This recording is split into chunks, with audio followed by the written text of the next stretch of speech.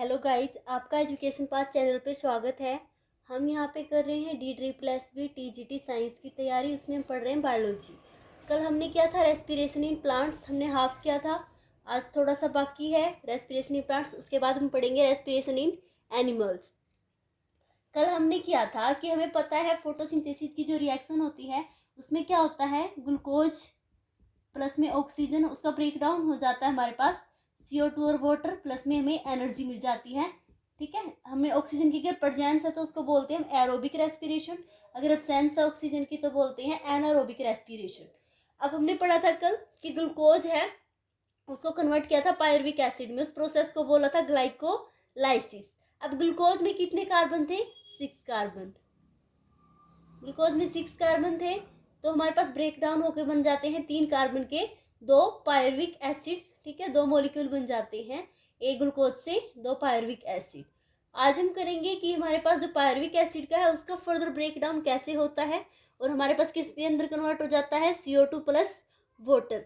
अब जो aerobic oxidation है पायरुविक एसिड का, वो हमारे पास होता है 2 रिएक्शन से। एक तो होती है लिंक रिएक्शन, एक आती है क्रेब्स साइकिल। जो लिंक रिएक्शन होती है ये सेल के साइटोप्लाज्म में होती है, क्रेब्स साइकिल होती है माइटोकॉन्ड्रिया के अंदर। अब सबसे पहले जब हम पायरुविक एसिड की रिएक्शन करवाते हैं कोएंजाइम के साथ, ठीक है, कोएंजाइम के साथ करवाते हैं तो हमारे पास CO2 रिलीज होती है। इसको क्या बोलते हैं? रिमूवल ऑफ CO2 को डीकार्बोक्सिलेशन। अब पायरुविक एसिड किस में कन्वर्ट हो जाता है? Acetyl coenzyme. ठीक है, इसमें हमारे पास क्या होते हैं, 2 NAD मॉलिक्यूल का ऑक्सीडेशन हो जाता है और कन्वर्ट हो जाते हैं NADH। अब जो एसिटाइल कोएंजाइम होता है ये एंटर किसके अंदर कर जाता है? माइटोकॉन्ड्रिया के अंदर। माइटोकॉन्ड्रिया के अंदर एंटर कर जाता है। फिर हमारे पास एक क्रेब्स साइकिल आती है, इसमें हमारे पास acetyl coenzyme, citric acid, isocitrate वगैरह बहुत सारे मॉलिक्यूल बना बना के लास्ट में हमें क्या मिलता है इसमें प्रोडक्ट? CO2 प्लस में वाटर। ठीक है, और बहुत सारे ATP के मॉलिक्यूल। अब हम पढ़ेंगे कि हमारे पास जब हम ग्लूकोज से CO2 और वाटर बनाते हैं ऑक्सीजन की प्रेजेंस में तो कितने molecule of ATP energy release होती है?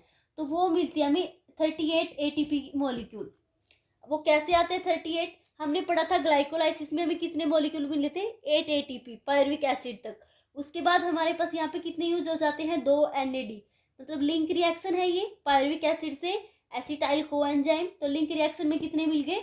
2 NAD है, एक NAD बराबर होता है 3 ATP मॉलिक्यूल, तो 2 हो गए। तो इसका मतलब लिंक रिएक्शन से हमें मिल गए 6 ATP, ग्लाइकोलाइसिस से मिल गए हमें 8 ATP।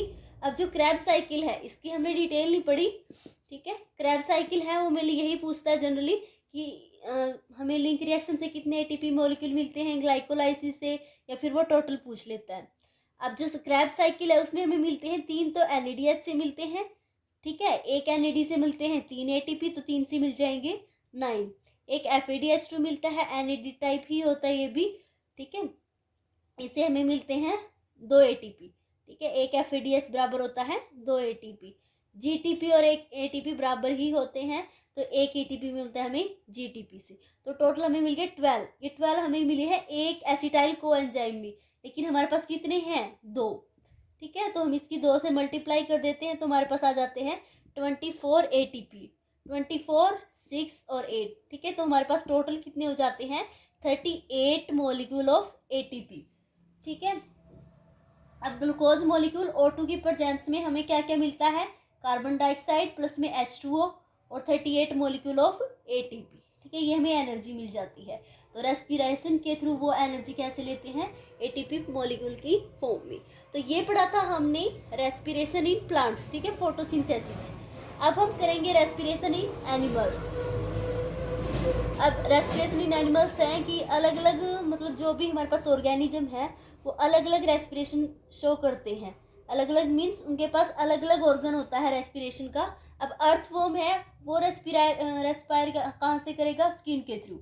जिसकी स्किन होती है वो मॉइस्ट होती है, क्यों? क्योंकि उसकी जो स्किन है उसके ऊपर ग्लैंडुलर सिक्रेशन होता है। ठीक है, ग्लैंड्स प्रेजेंट होती हैं, वो क्या सिक्रेट करती हैं? ठीक है, उसकी वजह से मॉइस्ट होता है।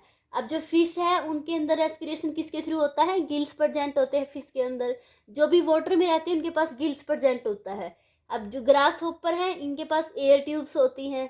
ग्रास होपर क्या होता है? राम का घोड़ा सुना हो सबने। तो ग्रास होपर के पास एयर ट्यूब्स होती हैं।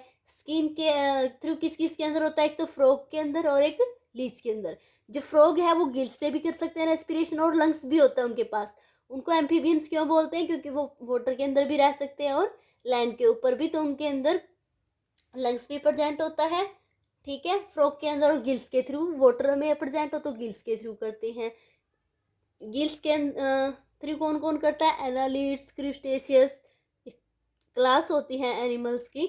लंग्स के थ्रू एम्फीबियन के अंदर, रेप्टाइल्स के अंदर, रेप्टाइल्स जैसे स्नेक्स वगैरह हैं, बर्ड्स के अंदर और मैमल्स के अंदर। ठीक है, मैमल्स में काऊ, बुफेलो, ह्यूमन बींग्स ये आ जाते हैं। तो कई बार पेपर में पूछ लेता है कि अर्थ फॉर्म के अंदर रेस्पिरेशन कैसे होता है, तो बाय स्किन। ठीक है, तो ये इम्पोर्टेंट है। कल हम करेंगे respiration in human beings. I hope आपको समझ में आया होगा।